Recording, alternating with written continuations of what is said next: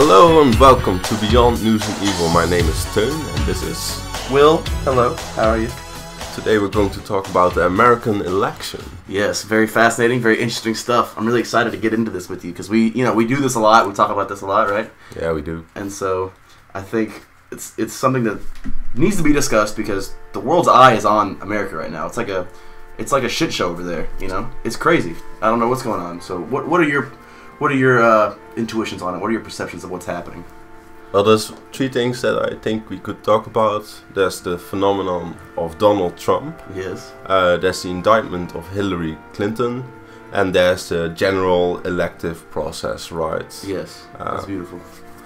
So what would you like to talk about first? Well, with as far as Trump goes, I think he's played a really, really good elective game. I think the way that he is playing it is brilliant.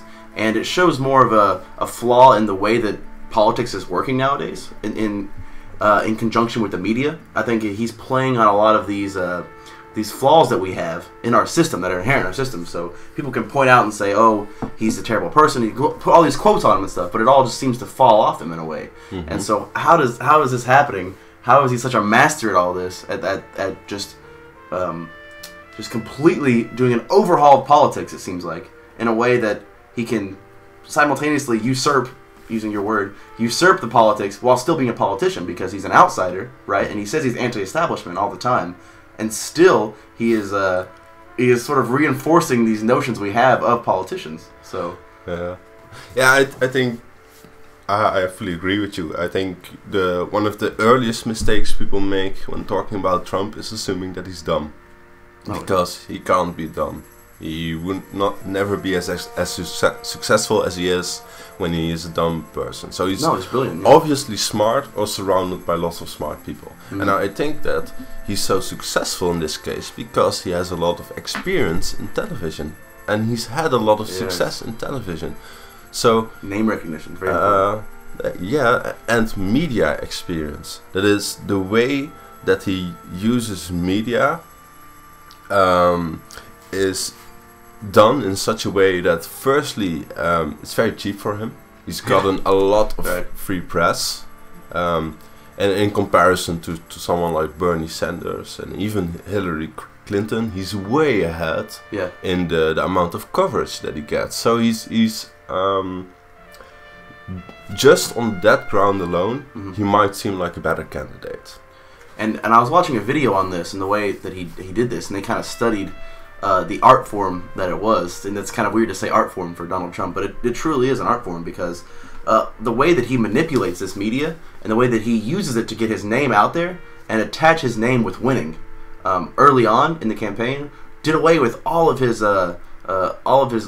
competition, right? So you saw him saying these things that were very, very insulting to a lot of people, and a lot of it was racist, a lot of it was made people angry. And so then you had the news keep playing these little sound bites, but they always put his name up there. And so he was really clever in doing this, to have his name always in the news, always on the people's mouths, because he was it was such a yellow journalism thing, you know, that it was very emotive for people to see this. And so he got his name out there early on, connected it with winning, and then slowly, one by one, gave little nicknames, right, to the other people running for the Republican nomination. And by doing this, he tore them down with rhetoric that was, shallow and empty, right? Yeah, but the question is, why is this rhetoric so effective? Why does it strike a chord with Republicans? That's a good question. Because it doesn't strike a chord with Democrats, right? I mean, there's a different chord, I think. Well, perhaps. Maybe there are some people who are switching because of Donald Trump, and we don't know. Well, a lot of the more Democratic-leaning, more left-leaning news sources would even pick him up just to bash him, you know? Oh, and what news sources in America would you say are more democratic and more left-leaning? That's a good question. Maybe like CNN, people like that? Yeah, because I've got the impression that the American media is quite center-right.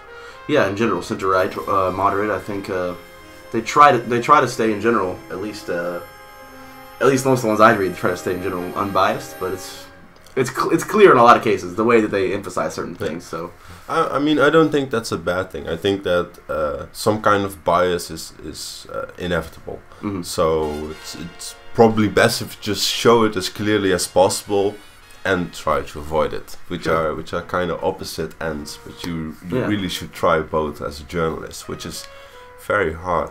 Mhm. But I think that Trump plays on people.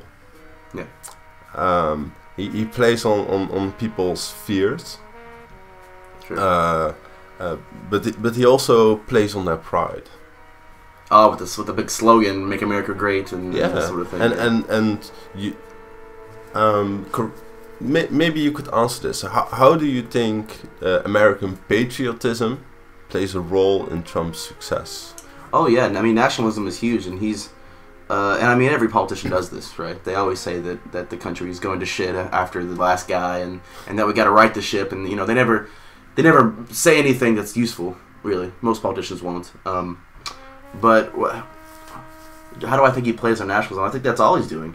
I think a common tool for most politicians is to have set up some distinguishing features between ourselves and the other. So you have us versus them mentality. So you can always point the finger. This is a classic technique from Hitler did this, and many other politicians have done this, and it just is very effective because you have someone else to blame other than yourself. Mm-hmm. You don't have to blame the guys in charge or the guys you've been voting for your whole life.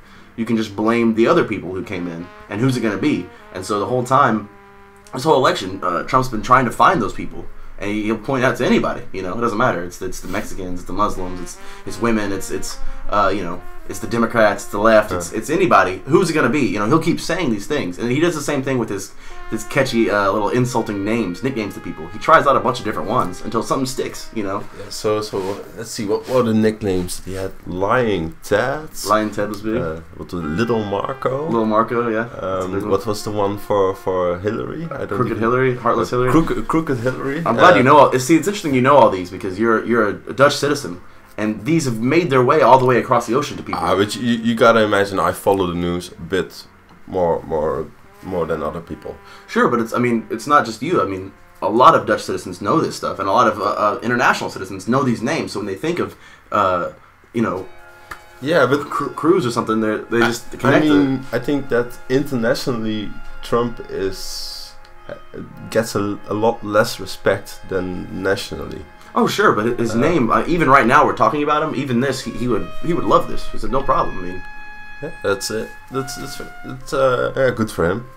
Yeah, I mean that's his strategy, I think. And what's interesting is that just being a total retard and just pointing the finger at everyone, so that everyone can see that someone else is responsible. And it's empty rhetoric, but it's very, very effective in politics these days. And so you can make, and people have been doing this forever. I don't know why we still try to hold our politicians to a certain standard, because they make a bunch of promises, they say all these things, and then we know when election time comes and none of that's going to be true. I think that this is one of the changes in politics that we can definitely make, that there should be some kind of system of accountability based on the promises that you make as a politician. But you'll see that they'll just play the words a little bit, and they'll say, okay, well, things have changed in the last year, I've reconsidered, the big one is you say, well, it's the other guys that, across the floor that we can't find a bipartisan conclusion to come to, so I'm trying my best to hold these promises, but suddenly it seems more difficult than before, and so it's just very interesting the way that we make all these issues in the very beginning very important issues, and then none of those things seem to be important after the election. So do American presidents have like a program? Do they have a program where they set out the things that they're going to do? Yes. Do they put it on paper? Yes, they usually put it on paper. They usually will, they always do this. They always have some sort of system. They have, here's my ideas for change and stuff, and they put them out. And today it's different because it kind of comes in the form of like tweets and stuff, but it used to be official documents. Tweets. But yeah, now it seems like it's more like tweets, and then those don't seem to hold as much weight, I don't think, which is kind of strange. But good. So for comparison, so in the Netherlands we have several parties. We have like around 10, Nice. and we have a parliament, which is like the American Senate, where they vote, where ministers can suggest laws, and the parliament votes on it. And based on the amount of votes that you get in the general election, your party has a bigger part of the parliament. So it's by percentage then. Yeah. Okay. So it's divided by percentage. So if they all got 10%, they each get 10 chairs or something. Yes. Okay. So what they then do is they make a coalition usually between several parties, and this coalition they give us the prime minister and the other ministers, and they form the cabinet. Oh, I see. Do they have to establish those things after they won their seats, or is that something that is generally understood beforehand? Like these few parties work together. It's done after they've received their seats, and there's a special position called the formateur, and this person is elected by the king. Okay. Yeah, that's where we're going back way back to the tradition that the Netherlands used to be a monarchy. So there's this elector, but is he appointed by the king, or is he nominated? Yeah, he's appointed by the king, but it's a ceremonial thing. Okay. The king doesn't really influence any political influence. Well, whoever he puts in that position does, though. Yeah, but this is generally someone who can get along with a lot of parties, and who is very knowledgeable about who knows what. And ultimately, you can't choose a cabinet from parties who have lost. Okay. What does lost mean then? It's a relative notion, right? Because when you have 150 seats, so if another party wins 20 seats and you've won 5 seats, then you're way more likely to supply the cabinet with some ministers. What's the highest percentage a party has received in recent years? Like in recent years. Yeah. Do you know? No, I really wouldn't know. I think it's around 25 seats. 25 seats. That was a big showing of those guys. So there's a lot of support for whatever they were doing. Yeah, I mean, it varies a lot by election. I think this is a good system. I really like it because it seems like a party then could be representative of one policy or one issue they want, and so if that's exactly what happens. We have a party of animals, which is aimed at the welfare of animals. That's their goal for being in politics, and that's what this system, as you immediately notice, allows, is that you can have ideological parties. And in America you also kind of have this, but the problem is, because you only have 2 parties, it's the parties that define the ideology instead of the ideology that defines the parties. It's a winner-take-all system. Yeah, whoever wins, that's the... I mean, that too. And I mean, it seems to me that it also leads to a lot of problems in the Senate with voting, and a lot of problems about partisans, about getting laws pushed through, and now with the High Justice Court, the president can't even nominate someone because he's basically being ignored by half the Senate. To me, that seems like a shameful way of doing politics. Really ineffective. And you mean you have a president who's going to be a president for a full year, and you're basically ignoring his power. He's not the president anymore. But he still has the title, right? Yeah, he has the title, but he doesn't have the power anymore. He can't nominate High Justice. So they know they can wait him out. That's the thing. They're going to push it back. Yeah. Which is really strange. I mean, it's kind of peculiar for me because usually you'll have a president who is one party, and you'll have a Senate that is mostly the other party. Yeah. And so I don't know if that's an effort by the people of America to do that, but it seems very strange because it makes it a lot more difficult. Maybe it's a good thing for balance, but...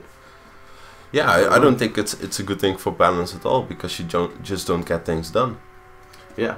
Right. So it's one downside of the Dutch system is that there's a lot of negotiating, because you have a lot of parties, and these parties, they have to get on one line. Sure.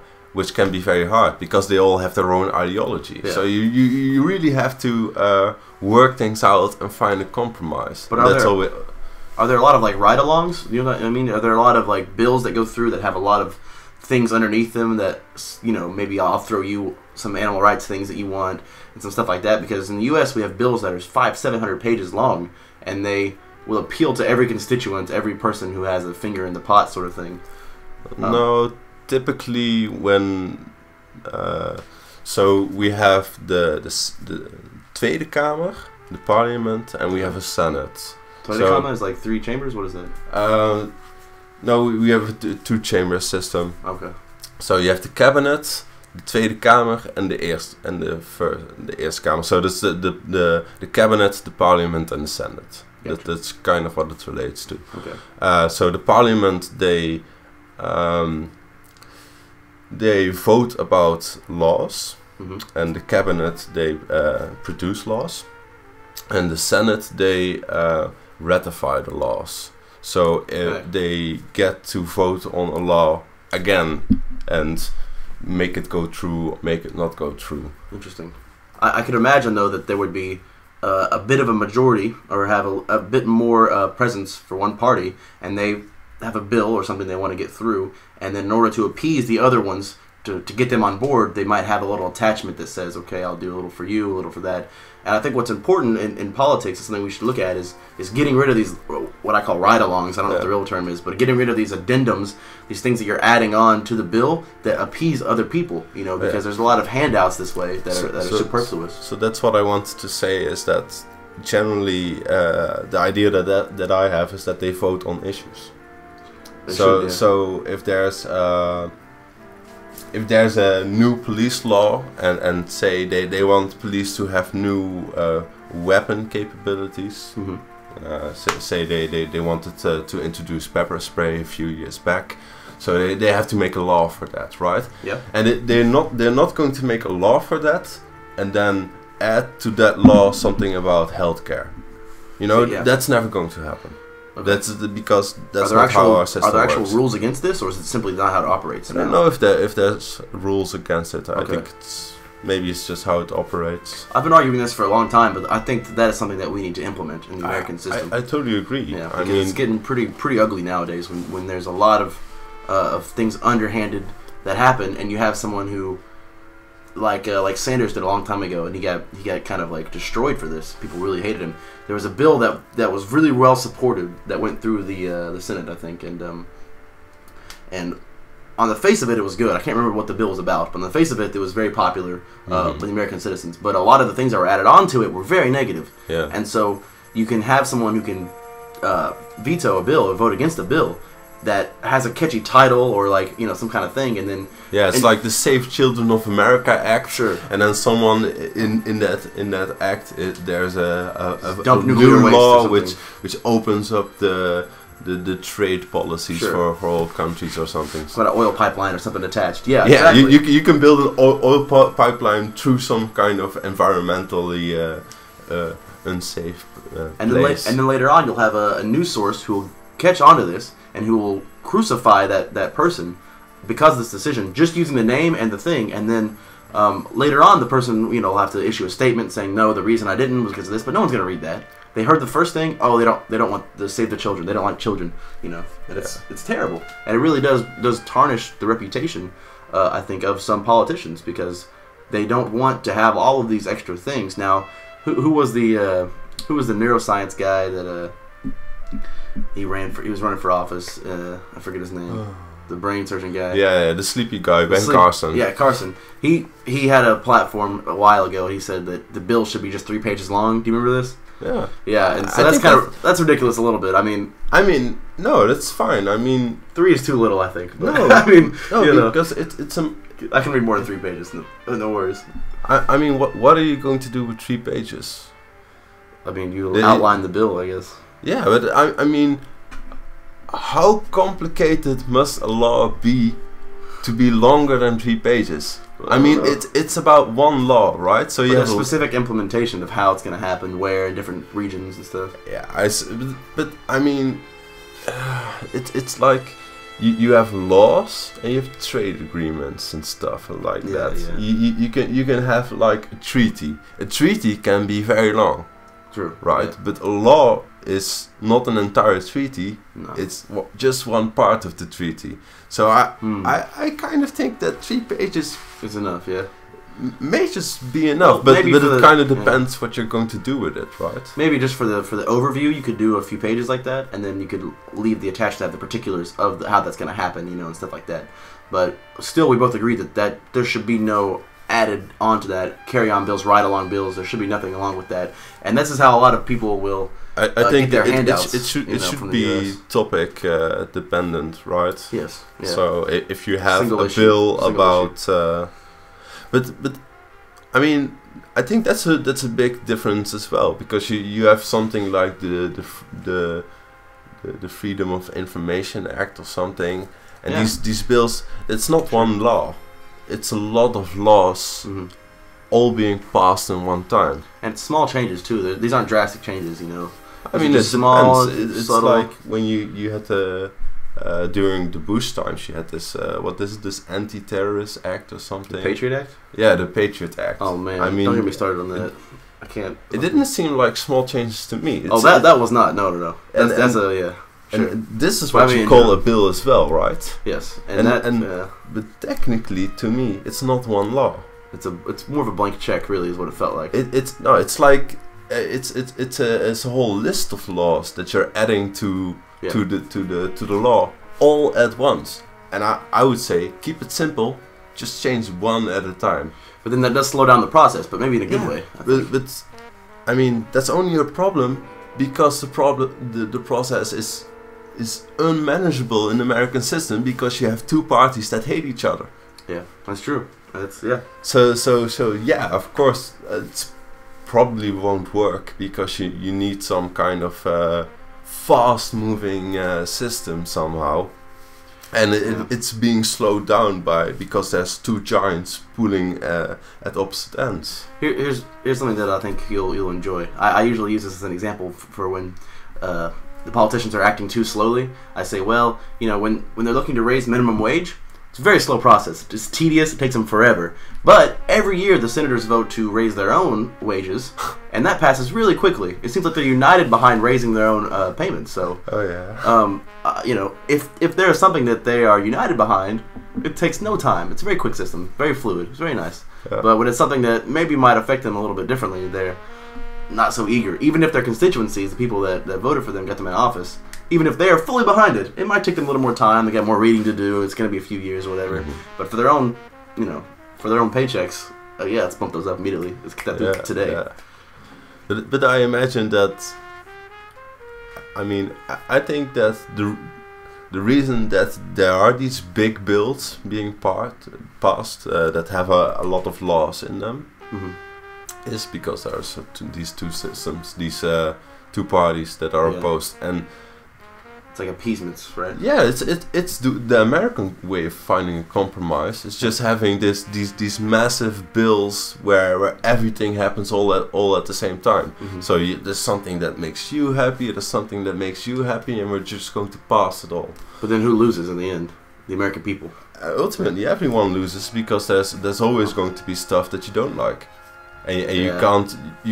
I don't know. I mean, how is the process for changing bills? It's about the same. You just pass another bill that says alter the last one. Yeah, that sort of thing. So it's really the same. So it can go back and forth on these things. But could you alter a bill that is being proposed? Yeah, of course. Yeah, you could alter a bill. It goes through committees, several levels of committees and stuff. I don't know exactly the particulars, but yeah, you can alter it as it's being made. Yeah, you can say, we're not going to vote for this unless this happens, and then take your stand that way. Yeah. Of course, if you don't have enough of a majority, then it's difficult. So, do you have the idea that happens a lot in the Senate? Yeah, I feel like it does. Usually you'll have it come out of one committee, and then it goes to the Senate floor, and then it's just vetoed. They don't like it. They go back to the drawing board. This happens a lot. Yeah. It takes months and months, and then eventually it's thick enough, and there's enough handouts and stuff that says, okay, I have your vote now. If you watch House of Cards, I mean, they give a great. They show how this process works really well. You say, okay, I'll fix in your district. I'll send some money so you can build a new manufacturing thing for this company who's lobbying you now, and you can make your the guy who's lobbying you happy, the lobbyist. You can make him real happy. That makes you happy, so that's good. You'll vote for this bill now, even though the main issue of the bill you don't really like so much, but that's okay as long as your district is happy and your company that operates there is happy.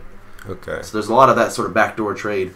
And what's hard is that as American people, there's freedom of information. You can go read this, but it's tedious, and they make sure it's extra tedious. You know what I mean? They'll bury it in a 500-page thing about some kind of dirt sample or something. The same was the case about Dutch law, and I think about 5 years ago, the Dutch government started a new initiative for making the law easy to read. Okay. And I think this is one of the greatest initiatives by the Dutch government yet, because I think that the law should be accessible to anyone, right? And that's the main principle of the law, is that anyone should know it. Yeah.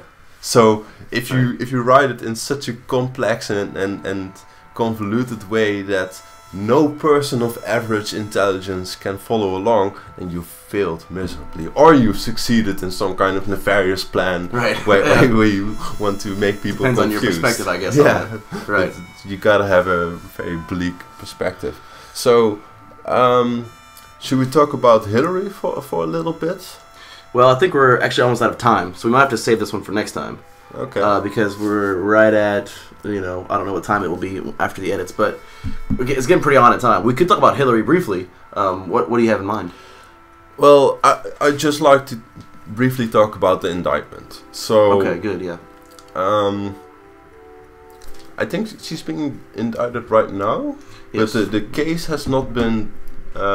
She's not been charged yet. She's under investigation, right? No charges have been made yet.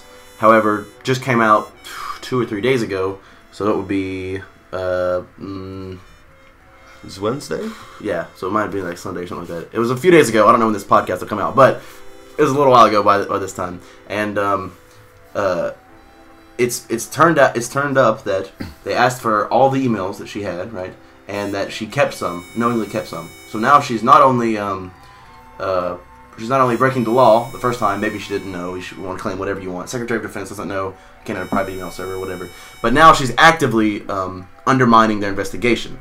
And that is really, really big. And that's something that Nixon got voted out of office for, right? Nixon left office. He wasn't voted out. He left office for this because, you can lie or whatever you want. You can lie and just claim ignorance. But then to subvert their investigation, that is clearly an offense that you will be charged for. Yeah. So it's going to be, the timing of this thing is going to be very crucial because... I think that's the crux of the matter, yeah. Right. And what I'm scared of is that the DNC will... And they're going to do this. They're going to nominate Clinton, right? And then this scandal will break, and it will turn out that she cannot hold office now. And so the DNC are sitting there holding nothing. Well, the dicks in their hands. The dicks in their hands. They're sitting there, they have no hope. They backed a candidate who was who had a terrible past, and she's done a terrible job of this election process, really, honestly. She's really blew up the whole thing. She's not playing the game very well, and so they're just going to hand it over to Donald Trump, who's going to represent our country for the next 8 years. Have you seen their favorability polls? By the way, how Trump has reached a level above Clinton.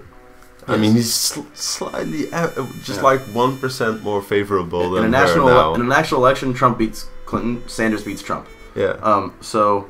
But he made a big deficit. Because he was way behind Clinton. I mean, Clinton had bad favorability. Yeah. But he really made up a lot of points while Clinton is dropping points. And I have to ask, how bad can your campaign be that you're losing to someone like Donald Trump, who does everything in his power to hurt himself? It seems like, who does everything in his power to alienate huge portions of the American population, right? But he's not going after... The thing is that they're not really going after the population. They're going after the ones that vote in the primaries. Yeah. So it's a very, very specific. Most Americans won't vote, and the ones who won't vote are the ones who complain the most, I think. But that's a different story. But what happens is that they go after this very, very small minority who are the loudest and who are the voting minority. Yeah, and whatever you can say to these people, especially to get your nomination, they'll say that, And so I think that Hillary has done a terrible job at this. she's alienated too many people now, and so I've heard of this is kind of a crazy thing, but I've heard of a lot of people who support Sanders now saying that they would rather, and I've said this too, I think I would rather vote for Trump over Clinton. Simply, well, here's how it would go. I vote for Sanders. After that, I would kill myself. And if they resurrected me and made me vote, I think I would pick Trump. Simply for the reason that he's anti-establishment. Yeah. Now he's a terrible person, and I don't ever want him in office, and I would hate that he would represent me for 8 years, right? Especially what happens over here. I mean, in 8 Holland. years. Just imagine him getting re-elected as well. And I'm over here. Americans that are international receive a lot of flack for this, and we can't explain it. There's no explanation behind it. It's just craziness. But I think Hillary's done a terrible job, and you can see this at every turn. She's playing the game that Trump wants her to play. He does the anti-establishment thing, right? That's his kind of thing. He's like, I'm an outsider from the Republicans. I'm not a politician. And I saw a great video explaining what happened 8 years ago when Obama was called that he was part of the establishment or something, and he said, "Yeah, I'm part of the establishment. I'm very experienced. Do you want someone who's not experienced?" And that's what he said. It's a great response. It's like, yeah, of course I'm a politician. I'm experienced. And instead of saying, so Trump made the election about his anti-establishmentness, I guess. And so Clinton could have responded saying, "Well, yeah, I have a great experience. I'm Secretary of Defense. I was in the White House for 8 years with Bill Clinton." But instead, what did she say? She says, "No, I'm an outsider too." This is what she claims. She says, really? And her quote is, "I'm a woman. How could I be an insider?" That's her quote. So she says this all the time. That's her response. Yeah, okay. I agree. That's a bad tactic. It's a terrible she tactic. should have just admitted that she's an insider because everyone knows that she is. Clearly, she's been Secretary of Defense. married to a president. She's been Secretary of State. I mean, yeah, you're not anti-establishment. So she tries to claim that plays her gender this way, but it's very, very alienating because we know on the one hand that yes, clearly you have held office and you've been very influential and you've done all these things. On the other hand, you're playing a sexist card on me, and so you force that issue on me that wasn't there before. Yeah, and she's evoking the anti-feminist sentiments of people. Right, and so she's playing Trump's game though. Yeah, so she could have flipped it, made it positive about herself, but she took it on the negative approach. So that's I saw it on a video, and I thought it was very, very true. Just that one instance. So our conclusion would be Hillary should step up her rhetorical game, and voters should step up their listening game. Yeah, I think that's the conclusion that we can come to, and their voting game, because obviously more people should vote. Because one thing that I also heard was that Trump isn't a favorite person at all overall in America. No, it's like something like 70 or 80% of Americans wouldn't want to vote for Trump. About 55% of Americans fear him in office. That was the way they used. They're afraid of having him in office. So like 60, 70 don't want him in there, but a majority of people would be afraid to have him in office. Not that they don't want him in there; it's stronger than that. So, Yeah, so I think it's just a matter of getting people activated and getting them voting. I think that's the most important thing, because people got to realize that Trump is not a popular person.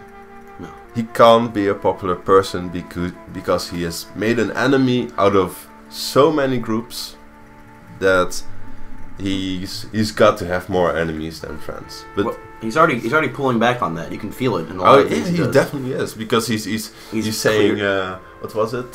Something was just a suggestion. I read this in the news just yesterday. Yeah, it was one of his big points.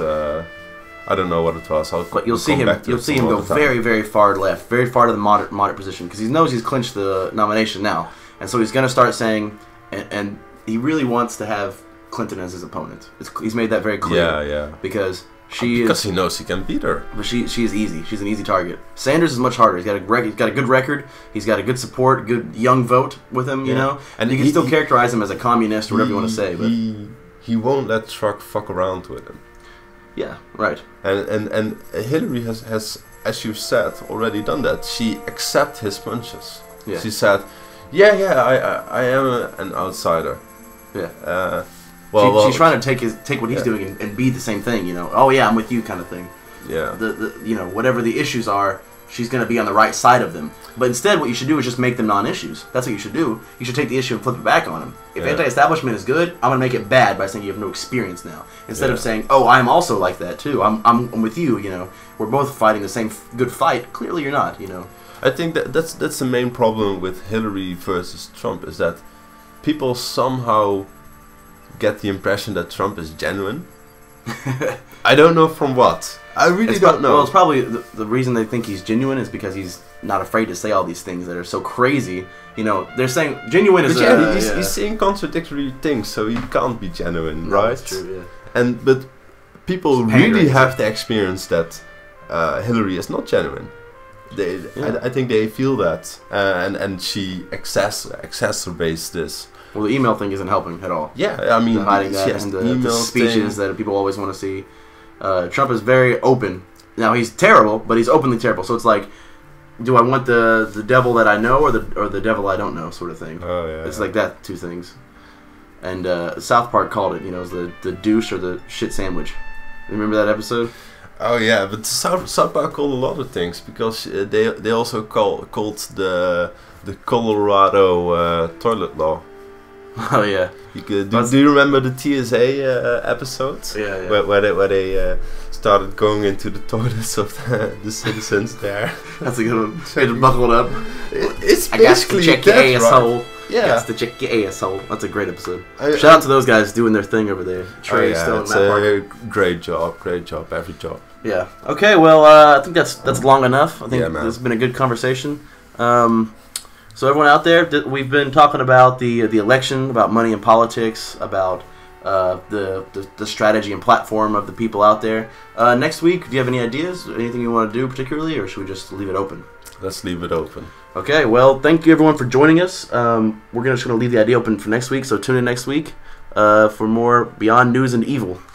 And if you have any comments, questions, or would like to something else to get involved somehow, do it. Yeah, just email us beyondnewsandevil@gmail.com, or you can just put a comment down at the bottom of the page. So subscribe to our channel and let us know what you think. Thanks everybody. Bye bye.